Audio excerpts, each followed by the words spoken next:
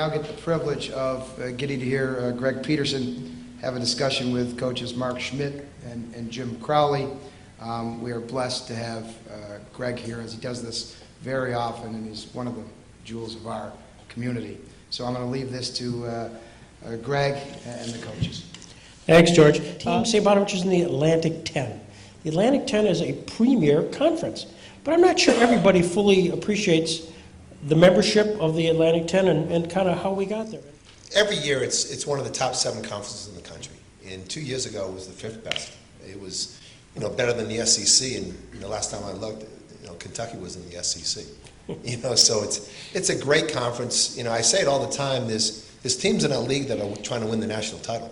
We have 2 teams in our league that have gone to the Final Four.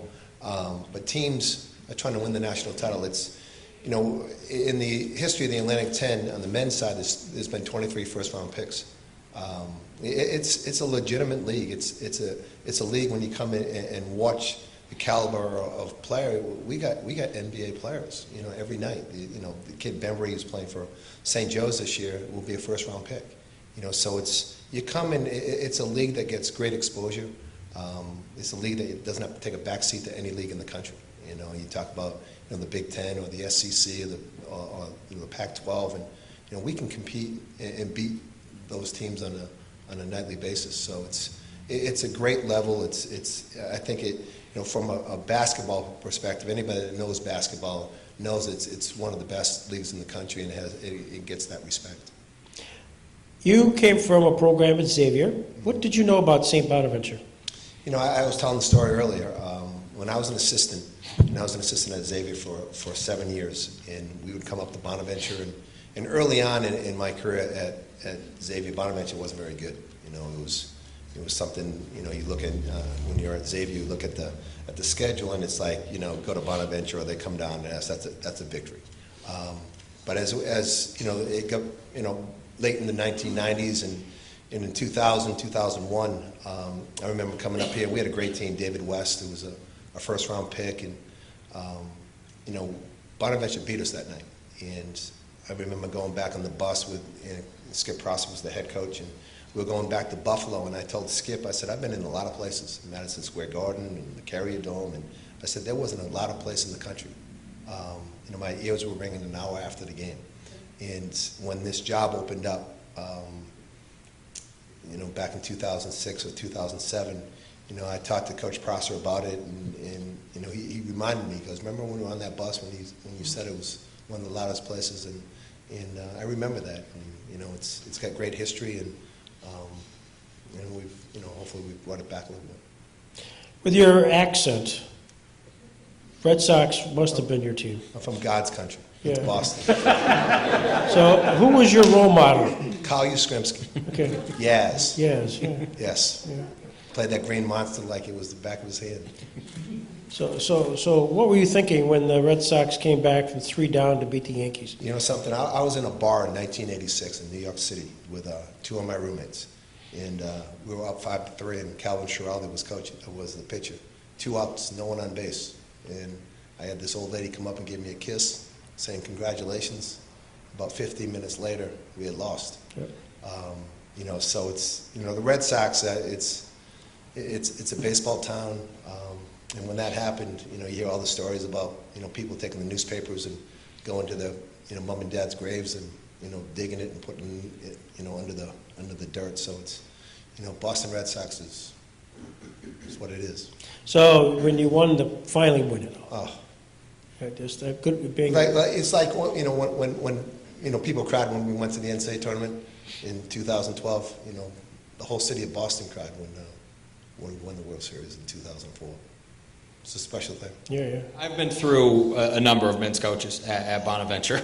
I've been there a while, and Mark and his staff are outstanding. And Mark's oldest son is the same age as my stepson Luke, and the year 2012, which it's a freak of nature thing. Is they went to the NCAA tournament, we went to the NCAA tournament, and both of our Luke and Nick were both on the only N team that went to the state Final Four, and that happened within 3 days. Wow. They left for the tournament on Wednesday. The only N boys left for their tournament on Thursday. We left for our tournament on Friday, and every day our community was out to support us, both on campus and it was like a 2-week string of 70-degree weather in March. So it was perfect. It was perfect. So yeah, he's a better man than he is a coach, and he's a hell of a coach. So, talk about that year. That was magic. Yeah, that usually doesn't happen. Maybe one team, but having two and, having the women, I think, went undefeated, right? In the league, yeah. To have that happen and for it all to come to fruition, it's an amazing season. And you look at that book that you have in your hand, it's, to read that, it's going to go down as, I don't think it's never happened at Bonaventure, and it may never happen again. It's just a miraculous. It was a miracle that what both the women and men's programs did for that year. Because going into it, I'm not sure how you were picked, but We were sixth, I think. Yeah, we weren't. There was no expectations, and for us from the men's side, we got off to a bad start. I think we were 3-2 or 4-2, and it was a big game. We had to go to Buffalo after losing to somebody bad, someone that we should have beat at home, and that was a big game for us at Buffalo to get the momentum back. And for some reason, we started playing, much better at the end of the year and got on a roll. And when you have a player like Andrew Nicholson, I'm not the smartest guy in the world, but I know to throw that sucker the ball when he's open, and he got us there. But it was just, looking back at it, it's just. I think sometimes when you go through it, you don't really realize what's happening.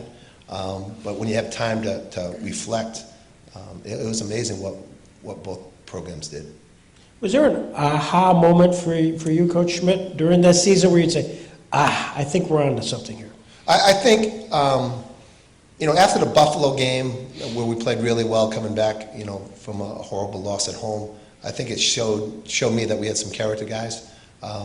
But I think it was the last, I think we won 4 of the last 5 games. We lost at LaSalle our last game.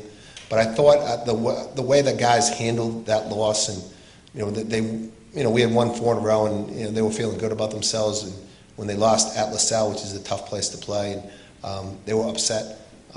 And, going back and sitting in the locker room afterwards and talking to the guys about now it's another season. It's, you go to the Atlantic 10 tournament, it's one and done. And you try to do everything you can to win in advance. And I thought our guys really had a good mindset. And then once you get into the tournament, once you win one game, now it's momentum. And I just thought we were playing very well at the end, and our best guy was playing the best of anybody, I think, in the country, which certainly helps. When you're out on the road, do you feel the sense of the Bonnie? It's a cult. It's a cult. I'm serious. I use an analogy all the time, and some people have heard it. I'm in the airport, and on gate 1, and someone comes down to me and says, hey, there's a BC guy, in gate 5, and I tell the guy, hey, tell him I said hello. If there's 2 Bonaventure people, they would tackle each other at gate 3. It's just a unique place. We talk about the NCAA tournament. I remember watching our game against Florida State 2 or 3 weeks after in my office, and there was a thing that came on the screen, and it had, Florida State has 35,000 undergraduates on campus every year. In Bonaventure, we have 25,000 alums. 25,000 alums. They have 35,000 on campus every year. But those 25,000 alums take Bonaventure seriously. They love the place. I've been doing this for 9 years now, and I've never run into one Bonaventure alum that said they had a bad experience at the university, and that speaks volumes. Wherever we go. I remember, I think my first year or second year, we went down to Central Arkansas. I had no idea where the heck Arkansas was, and we go out there, and then there's 100, 150 people with Bonaventure banners, and I'm like, these people came from Dallas, and I was like, Dallas is close to Arkansas. But it's wherever we go, they're there, and it's a great feeling. They're very supportive, and I understand how important basketball is. Both from the men's and women's side, it's really, really important. And when we do well, the pride that you see in those alums' faces is unbelievable. we won when we lost against Florida State the next morning. And I'm walking to breakfast and walking down this hallway, and there's all glass, and there's this old guy banging on the window from the outside, and and he wanted us to talk. So I walked down a little bit, and I opened up the door, and he's probably 75, 80 years old, and he had gone to the game, and he couldn't talk. He was crying so hard, and because he didn't think that in his lifetime he'd see the Bonaventure team back in the NCAA tournament. It's a special place with special people, and it's a unique place. His ability, Coach Schmidt, to overcome adversity. I'm looking at a big headline when I'm doing my research. St. Bonaventure coach falls off scooter during post-game handshake this past year. And here he is today. How did that all happen? You have to bring that up. Look at it, screams. I was there. Once we beat UMass, the head coach at UMass was so upset he tripped me. That's what happened. Yeah, I don't think that's the way. But that was a challenging year. It was a challenging year. The worst thing about it was that it was my right foot, so I couldn't drive. So my wife had to drive me everywhere, and that was a challenge. I'm being, You're being filmed. Yeah, no. But you lost all control of your life. Like, as coaches, sometimes you can't sleep, so you get into the office at 6 o'clock in the morning, whatever it is. Now it's like, honey. That's your wife, by the way. It's probably this. Now it's like, hey, can you get up and take me into the office after practice? Sometimes you want to watch tape. Sometimes you want to go home, and now it's, you got to call your wife up. It was just so inconvenient. But Not to mention how tough stairs were for you. Oh, His yeah. office is upstairs, and I'd come in, and he'd yeah. be on like the third or fourth Yeah, I had to stair. hop And there was nothing you could do for him. I just tried to talk to him to And make it's him like, forget how tough going it to was. the men's room. I was like a little kid Yeah. waiting to the last moment to go to the bathroom.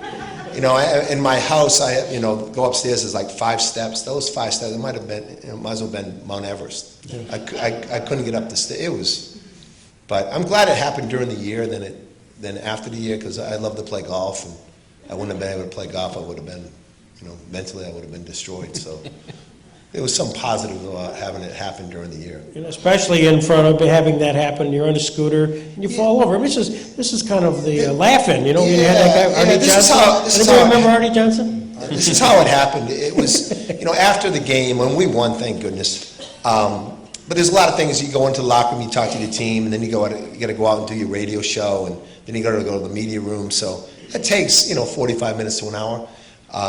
And so I go back into the locker room once that's all completed, and I get my bag and my cell phone. I turn my cell phone on, and I start walking out to the bus, and I swear I had over 100 texts, and not one of those texts asked me if I was all right.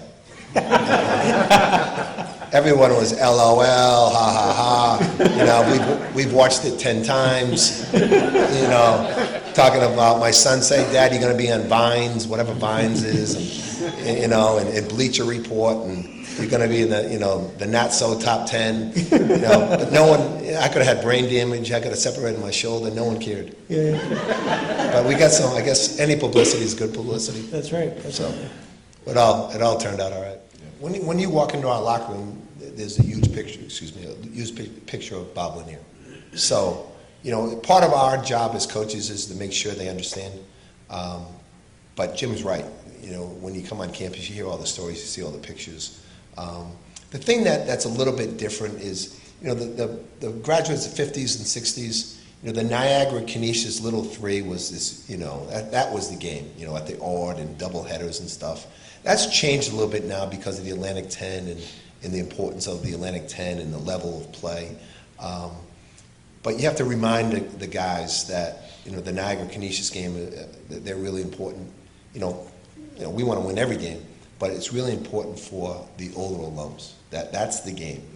For us, we want to beat VCU and we want to win the Atlantic 10. But for those, I would assume that if we beat Niagara, Canisius, and Buffalo and lose all the Atlantic 10 teams, those grads of 50s and 60s, they'd be happy. We wouldn't be happy. But that's how it is, for the old timers. That was the game, and it still is the game. And we have to make sure that our guys understand that, because we're not just playing for ourselves, we're playing for the university and for the alums. Yeah, Kaufman and Calvin Murphy in those days. Not that we remember them, but we do. Folks wrote about St. Bonaventure. It is one of the smallest schools in a league that lacks enormous enrollments to begin with. Its campus is tucked away in western reaches of New York, about 70 miles south of Buffalo. Yet, St. Bonaventure, nonetheless, makes an annual habit of exceeding all expectations on the basketball court. And that's directly attributed to you two guys. And the aura and the spirit to which you bring to St. Bonaventure, and to the fans, and to the class that you've exuded throughout your long careers, but especially tonight here. And I look forward to having this area, this whole southwestern New York, to become part of your domain, and we look forward to this. So, ladies and gentlemen, Coaches Schmidt and Crowley. Thanks, St. Bonaventure, for making this all possible. Thank you.